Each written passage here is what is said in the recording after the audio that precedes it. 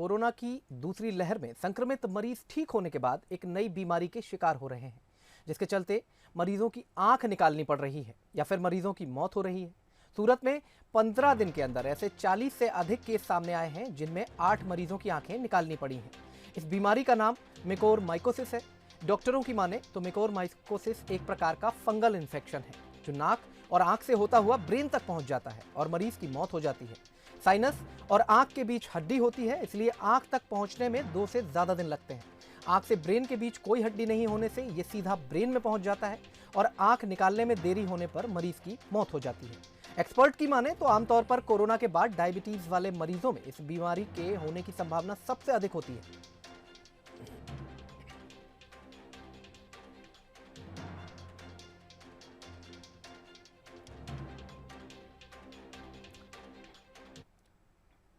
और आइए इसी पर ज़्यादा बातचीत के लिए हमारे साथ लाइव डॉक्टर विनीता रामनानी जी जुड़ गई हैं।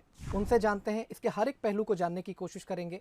मैडम, जिस तरह से कोरोना अपने आप में एक भयावह बीमारी है, लोग ठीक हो रहे हैं और उसके बाद एक ये नया सिम्टम निकल करके आ रहा है जो घातक है लोगों के लिए, क्या कुछ कहेंगी? सबसे पहले आपकी एक छोटी सी प्रतिक्रिया। ये जो है एक फंगल इन्फेक्शन है जो इम्यूनो कॉम्प्रोमाइज्ड पेशेंट, मतलब जिनकी इम्यूनिटी कम हो रही है, रोग प्रतिरोधक क्षमता कम होने की वजह से इन मरीजों में एक फंगस है जिसे ब्लैक फंगस के नाम से भी जाना जाता है।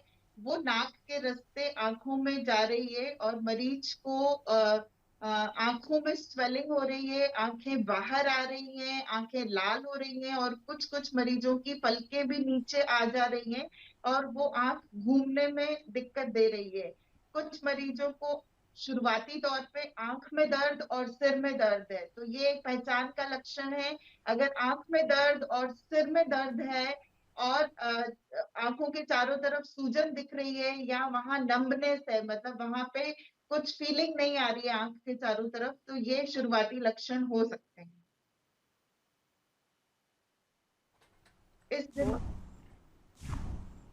जी। मैडम, जिस तरह से तमाम लक्षणों के बाद लोग पैनिक भी हो रहे हैं, कोरोना से ही हम आगे नहीं निकल पा रहे हैं, उसको हम दुरुस्त नहीं कर पा रहे हैं, लोगों में बहुत ज़्यादा पैनिक है। अब ऐसे में एक नई चीज़ और निकल करके आ रही है, तो क्या लोगों को आप कहना चाहेंगी सबसे पहले किन चीज़ों पर ध्यान रखने की आवश्यकता है? क्योंकि कोरोना जैसे ही ठीक होता है लोग लापरवाही करना शुरू कर देते हैं, तो किन चीज़ों का वो ध्यान रखें और ऐसी चीज़ों से वो बच सकें? सबसे ज्यादा जरूरी है कि जैसे ही वो कोरोना से ठीक हो रहे हैं अपनी शुगर लेवल्स देख लें, क्योंकि ये जो म्यूकर माइकोसिस फंगस है ये हाई शुगर वाले पेशेंट्स में ज्यादा हो रहा है। एक्चुअली लोगों में पहले से ही डायबिटीज है तो वो शुगर लेवल स्ट्रेस की वजह से बढ़ जा रही है और कई बार जो कोरोना के संक्रमण को रोकने के लिए स्टेरॉइड या इम्यूनोसप्रेसेंट्स दवाइयां दे रहे हैं, उससे भी इम्यूनिटी कम हो रही है और हाई शुगर होने की वजह से ये फंगस आ रहा है। तो इसलिए कोरोना के मरीजों से ये रिक्वेस्ट है कि वो शुगर मेंटेन करें। ऐसा ना हो कि वो कोरोना से घर ठीक होके आ जाएं और वो शुगर की तरफ ध्यान न दें। शुरुआती लक्षणों का ध्यान दें और बीटाडिन के गॉगल्स करें या फिर बीटाडिन के डाइल्यूटेड ड्रॉप्स नाक में डालें ताकि ये म्यूकस का इन्फेक्शन आंख में नहीं पहुंचे नाक के रास्ते। अगर नाक में कुछ भी काला द्रव्य निकल रहा है या सांस लेने में तकलीफ हो रही है या दोबारा फीवर आ रहा है तो आप उसको अन्यथा न लें और तुरंत डॉक्टर से सलाह लें। डॉक्टरी जांच बहुत जरूरी है।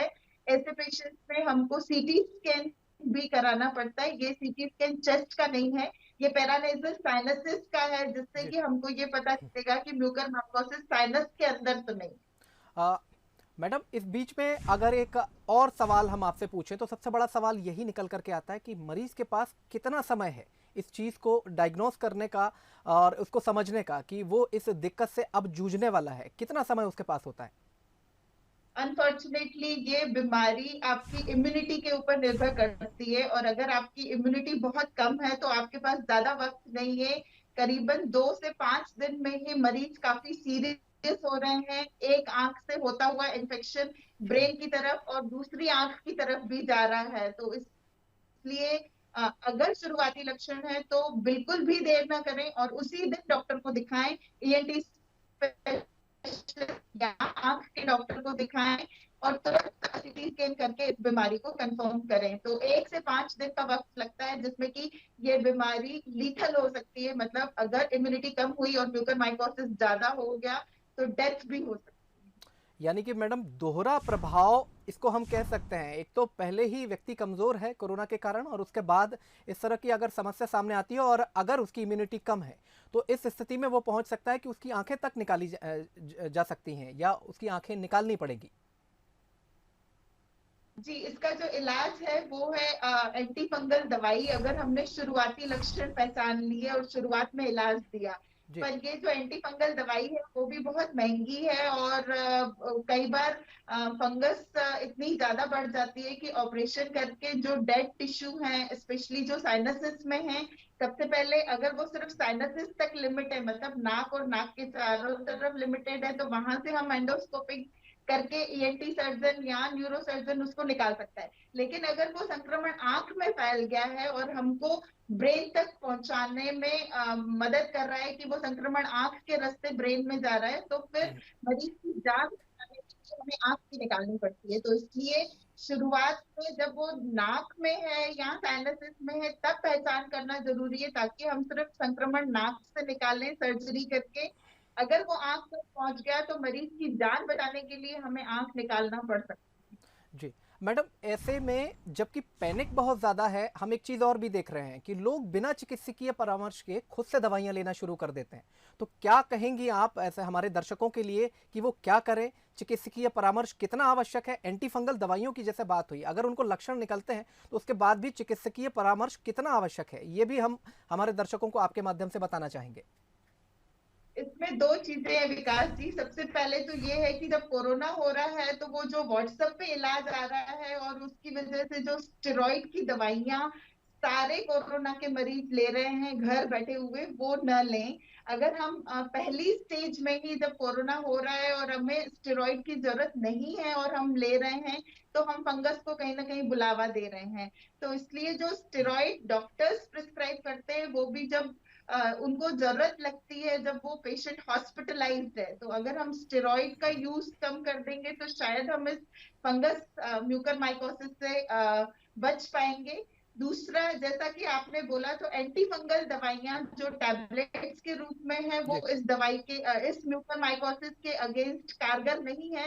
तो इसलिए आप खुद ओवर द काउंटर जाके मेडिकल स्टोर से या किसी और ने वो दवाई खाई है, आप भी वो एंटी फंगल दवाई खा लें, वो बिल्कुल ना करें। आप इस बीमारी को इग्नोर ना करें। हो सकता है कि किस्मत से आप कोरोना से बच गए हैं, लेकिन आप म्यूकरमाइकोसिस को अवॉइड करेंगे अगर अपने मन से दवाइयां खाएंगे, तो ये बहुत ज्यादा घातक है और कई मरीज अपनी जान इस वजह से खो रहे हैं कि वो समय पर इलाज के लिए नहीं आ रहे हैं और उनकी शुगर बहुत ज्यादा है, 500-600 है। तो जी। हमें शुगर का भी ध्यान रखना है और अपने मन से दवाई बिल्कुल नहीं लेनी। यानी कि पूरे चिकित्सकीय परामर्श के साथ हमें आगे बढ़ना होगा और संतुलन भी बनाना होगा। इम्यूनिटी भी बहुत ज़रूरी है, दवाइयाँ भी बहुत ज़रूरी हैं, लेकिन दवाइयाँ चिकित्सकीय परामर्श के बिना अगर कोई लेता है तो शायद वो उसके लिए और एक नई बीमारी को न्योता देने जैसा होगा। जी बिल्कुल, ये सही है कि हमें कोरोना से मिलके लड़ना है, जी। मैडम एक चीज़ और लेकिन को हम बचाना है। एक चीज़ और लगातार देख रहे हैं कि हर एक मेडिकल स्टोर से दवाइयाँ सहज उपलब्ध हो रही हैं। कल सीटी स्कैन की भी बात हो रही थी। कई विशेषज्ञ लगातार ये बातें कह रहे हैं कि आप कोरोना से इलाज में जिस तरह की चीज़ों का उपयोग कर रहे हैं, सीटी स्कैन बार बार लोग करा रहे हैं, और डॉक्टर्स का ये भी कहना है कि वो भी लोगों के लिए घातक है। दवाइयाँ आप बिना प्रेस्क्राइब की हुई दवाइयाँ ले रहे हैं, वो भी आपके लिए घातक है। आपने भी कहा एक लक्षण और निकल करके आ रहा है, जिस तरह से म्यूकोरमाइकोसिस एक नई मुसीबत के तौर पर सामने आया, तो कुछ और बीमारियां भी अगर लोग गलत दवाइयां लेंगे तो सामने आ सकती हैं। क्या क्या संभावना नजर आती है मैडम? जी, जैसा कि मैंने बोला कि अगर वो स्टेरॉइड खुद ही ले रहे हैं तो उसकी वजह से ब्लड प्रेशर भी बढ़ सकता है, शुगर भी बढ़ सकती है।